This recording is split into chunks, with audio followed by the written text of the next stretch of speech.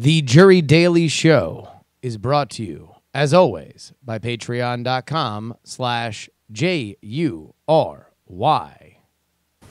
So you're gonna tell me that you don't have no black cats, no Roman candles, or screaming Mimis? No. Oh, come on, man. You don't got no lady fingers, buzz buttles, snicker bombs, church burners, finger blasters, gut busters, zippity doodads, or crap flappers? No, I don't.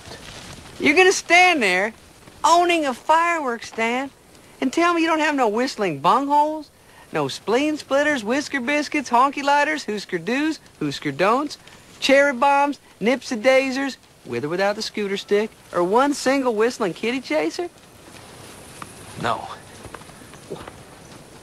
Because snakes and sparklers are the only ones I like.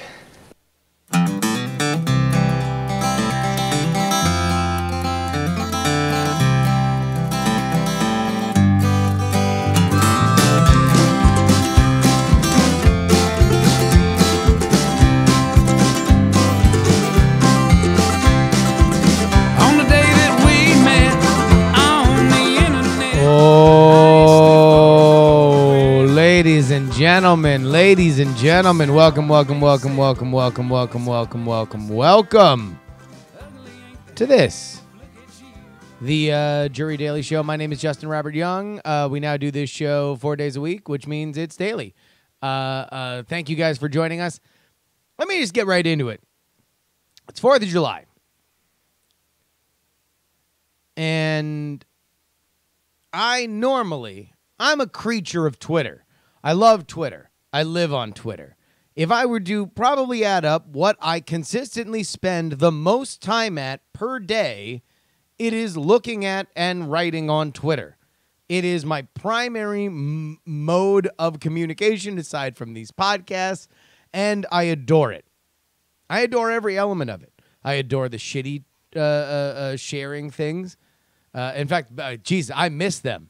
I miss the, hey, look, I'm going to get a sandwich tweets. You know? Now that considering every other tweet is either, here's why America is falling apart, or shameless shilling. I love the shameless shilling. I like to shill shamelessly on Twitter. She shills shamelessly on Twitter. I love it. But every once in a while, one of these things, these Twitter memes, they just get under my skin. They just come on and they burrow under. And this is gonna border on politics X3 territory. However, I got to get this off my chest, because I would rather literally serve in a second Civil War than read another hashtag second Civil War tweet. If this has not crossed your social media radar, then please, even if you are an atheist, you need to pray to God. Pray to God that you have not crossed paths with this. Like, here's the thing with Twitter memes. They are at their best when it doesn't take all that much to be clever. It takes an inclination, a picture, 3 words. In fact, here's a great Twitter meme this week. There was the 2 words that all women want to hear during sex, and the 3 words that all men want to hear during sex. What it is asking for the populace of Twitter to do is to just think of 2 funny words. Think of 3 funny words. It is the shortening of it that makes it special. And believe you me, this is a lesson for which a man who just shortened an hour-long podcast into a bunch of 15-minute podcasts, has begun to really appreciate and love. However, these second Civil War tweets are annoying for a couple reasons. Reason the first. This is all about an Alex Jones tweet, which, I mean, at some point we're going to have a conversation about the difference between, or the understanding that dunking on somebody is also amplifying somebody. Like, there's this one girl that I see in my Twitter all the time. I guess like she brought her AR-15 to graduation. she's like an 18-year-old chick. She brought her gun to graduation, and now everybody is, and she has realized that the more she antagonizes Twitter, the bigger she becomes. So she's in New York, and she's just shitting on New York. She's like, hey, fuck you, you trash-filled piece of shit. Or like, hey, I'm only smiling in this picture because I didn't actually accidentally step on a fucking heroin needle. Ha ha ha. New York sucks, asshole. I'm a fan of the country. Red states rule.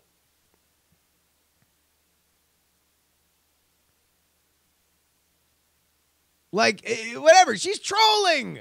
She's trolling. And so everybody wants to line up. It's fucking like Space Mountain. They're lining up that they can dunk on this lady.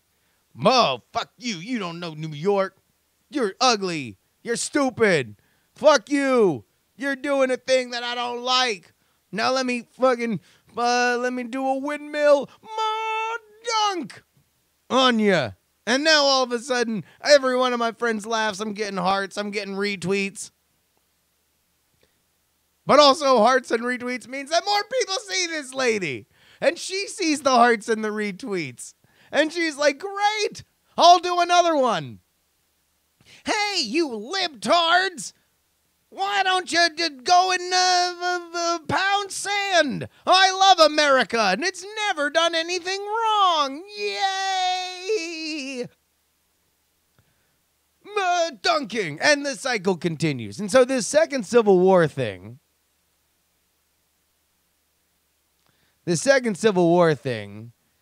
all came because Alex Jones, who is fucking Alex Jones, man. I don't really know any other way to say that. Like, if you want to interact with Alex Jones, you kind of need to know the rules of Alex Jones. And the first rule of Alex Jones is he will literally do anything for attention. Half of the Alex Jones feed is just like, well, I'm getting word from my sources inside Washington, D.C. that Donald Trump has been murdered. We are going to see whether or not he survives. Watch my 19-hour Periscope. I know we're getting into politics territory, so I'm going to pull it back from this and make it more about the Twitter element. I only say that to illustrate that Alex Jones is somebody for whom wants attention. Doesn't matter that Donald Trump wasn't actually murdered. He's literally just trying to get these clicks and page views. So he comes out earlier this week and says that the globalists have announced via their back channels that we have intercepted that there is going to be a civil war, and it will begin on July 4th. And so, this, of course, became the dunk train. Everybody, oh, shit! Civil War on July 4th. Let's make a bunch of jokes about Civil War things. And that has culminated today, as it is July 4th, that people want to let everybody know that there's not a civil war. And so they want to celebrate this by writing these kind of Dear Martha jokes. So if you're unaware, this is kind of the Ken Burns documentary style Civil War letter that you would see kind of like as an old illustration of a Civil War. An old black and white photo is zoomed in on very slowly. And normally the idea in actual Civil War stuff would be, Dearest Martha, we have been subsumed on the front lines. I do worry that General Grant is not making the right decision in our advancement. I do not go to sleep for one wink without thinking of you. Yours truly, Ulysses S. Buttfuck, or whatever. And so now it's just, it's the worst of all Twitter memes. Because number one, if you're writing that level of parody, you kind of have to be good. It's not like, because if you're reading it, you got to read through all of it. And I know 2018 problems, reading through 280 characters is a chore. But when you see it over and over and over and over and over and over and over again, it does get repetitive and annoying. I would rather die of dysentery on the front lines of an actual civil war between liberals and conservatives than I would read any more of these tweets.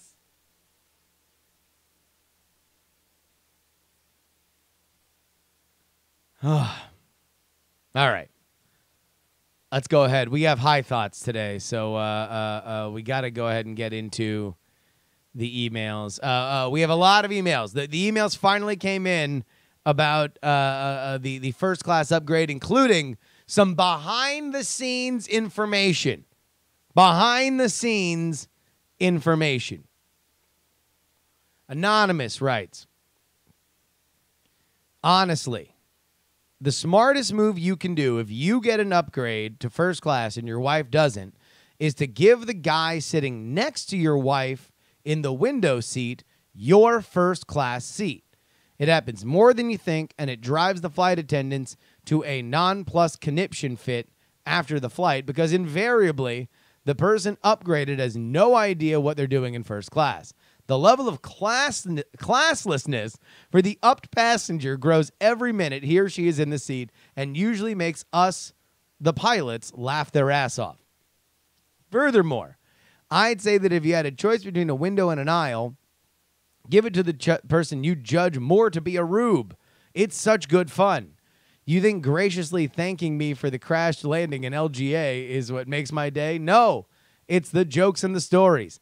Thank your pilot. Upgrade a rube to first.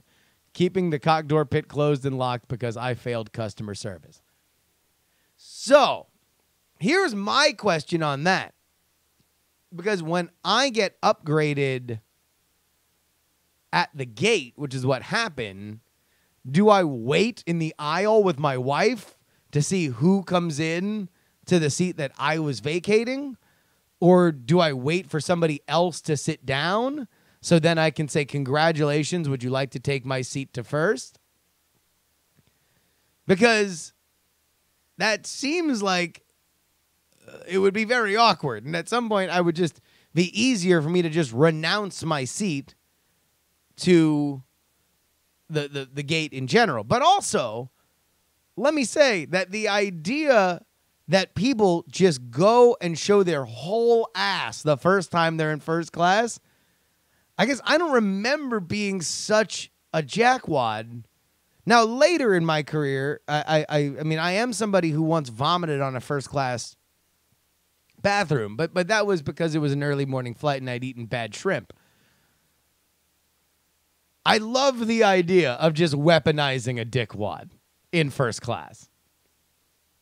Of just literally doing nothing but like chugging free drink after free drink. Open bar, ain't it? Sean writes, United doesn't do DMs. All right, so Sean emailed yesterday and he made reference to the idea that he had gotten first class upgrades by interacting with Delta via direct message. And so he says, United doesn't do DMs. DMs are the fastest way to get through to Delta. The person on the other end can probably handle multiple people. I've also used DMs for my family and fiance when they haven't been traveling with me and gotten positive solutions to delays.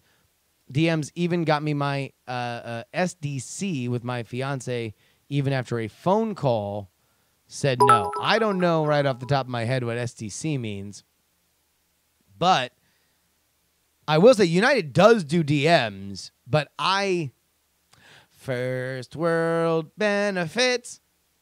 Because I have the Premier desk for United, that's actually the easiest way that I get stuff because it just gets me closer to a person who's empowered and can make me happy.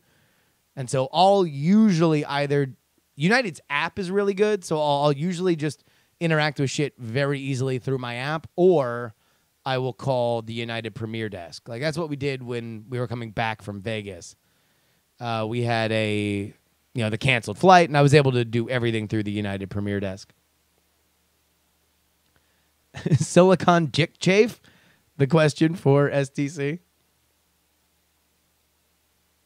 Routing Wonk writes, it's an unfortunate rule, but your wife always gets the upgrade. Be glad you were on a 1 hour hop. When you get the one upgrade transoceanic, it just sucks. I did that on our flight to Japan. I got fucking upgraded and I gave it up to my wife. Like halfway through, she wanted to switch back with me. That drove the flight attendants nuts because those meals are prepared fairly fastidiously. And since Ashley has dining restrictions, being a vegan, they were not a fan of us going back and forth and changing seats twice. Not a fan.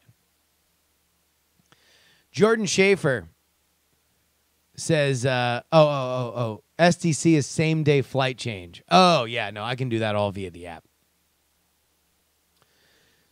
Jordan Schaefer says, I used to work in corporate airline sales in partnership with United. The criteria even to salespeople for qualifying for global entry is deliberately kept murky. Generally, for every several $1 million spent a company has on United in the previous year, they'll be awarded a single global entry status, usually given to C-level executives, general counsels, etc. The most I ever saw awarded to a single company was 5. It was a semiconductor company in the Santa Clara area. So that's like real Silicon Valley, like the Silicon Valley that's in the valley and actually making silicon chips. Global services, not global entry.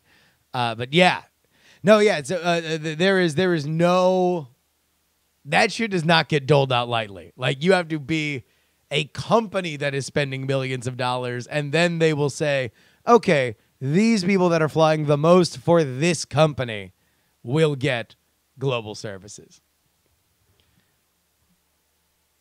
In honor of the holiday, we are going to do a special edition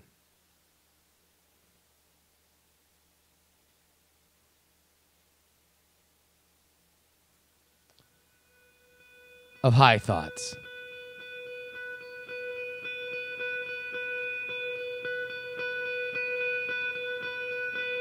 Little explosions in the sky.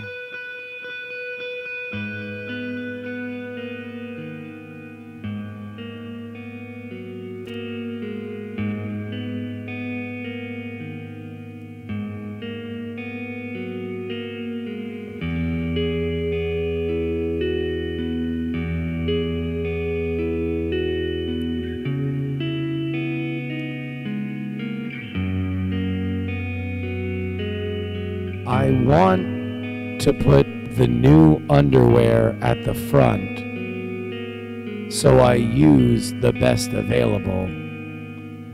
But should I put the new underwear in the back and old in front, so I'm motivated to get rid of old underwear?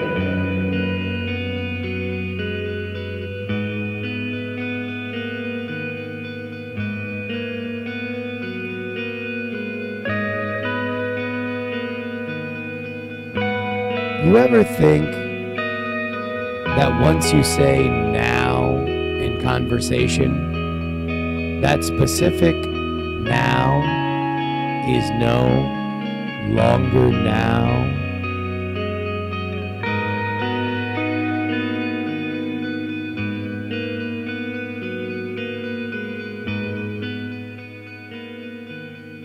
Is food racist?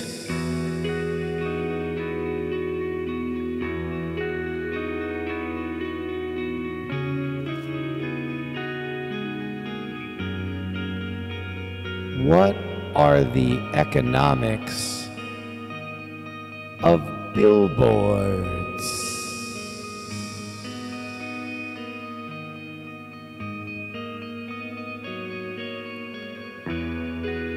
Isn't music just wiggly air?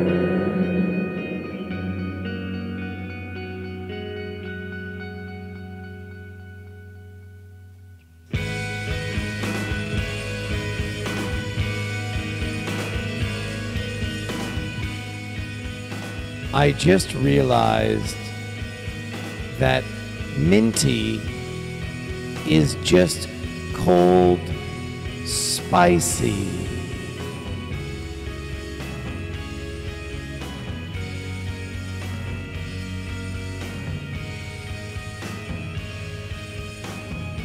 What is the combination of the tallest and the shortest people to ever fuck? And did they know they were setting this record at the time that they fucked?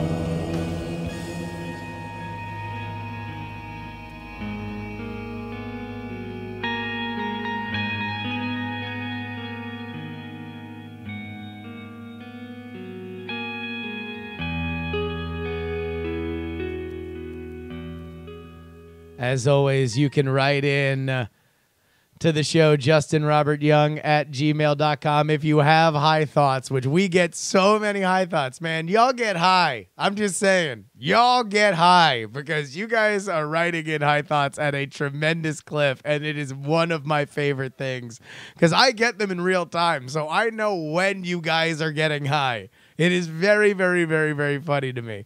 justinrobertyoung@gmail.com. justinrobertyoung@gmail.com. Put JuRY in the subject line if it's about anything else. Put high thoughts in the subject line if it is indeed a high thought.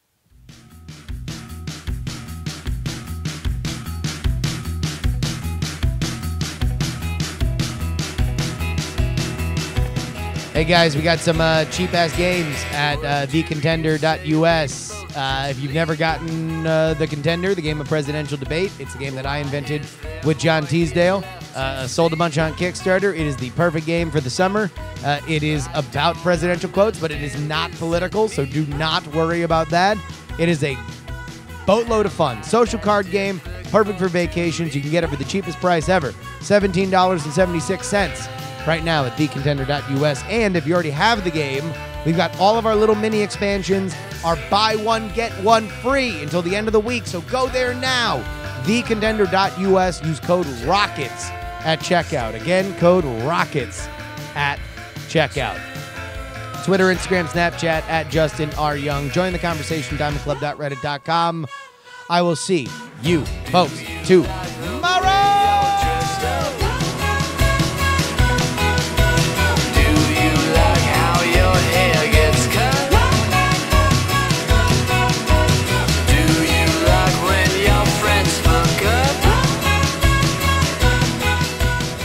Diamond Club hopes you have enjoyed this program.